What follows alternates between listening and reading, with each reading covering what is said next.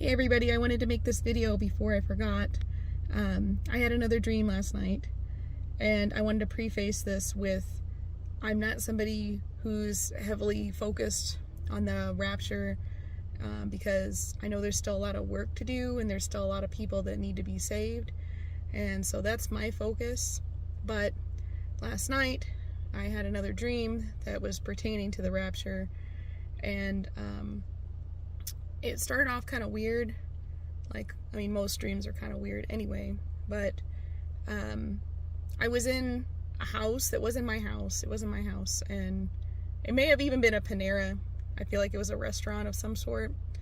But when I went to walk outside, there was like all these angels descending from the heavens, and they each had like a chariot, and they were like coming to pick up the believers. And so the believers would like get in the chariot and they would like fly away. But the funny thing is they didn't like take us straight to heaven. They took us to like this waiting ground, and it was like a bunch of believers were in line. Like, think when you're gonna go wait and get into like an amphitheater or like a music production, and they were all just waiting. And I know they were all believers because they were all talking about how great it's going to be when we're in heaven, and they were all excited, and they were all just kind of sitting around twiddling their thumbs basically.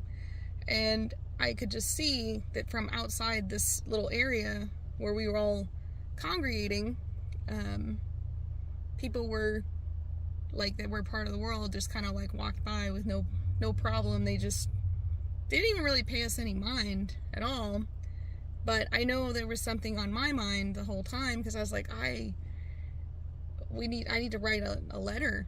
I need to write down some things, you know. And it's possible that some of this is my own like stress and fear of like not having enough time to like tell everybody and like get everybody on board, because we're all gonna die, and everybody's got to make that choice. You're either with God or you're not.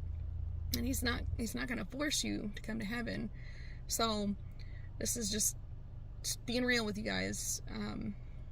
But I remember I was trying to write a letter, and I was trying to write something down for some loved ones in my life that still are either like on the fence, or they don't believe, or they're not worried about it, kind of thing.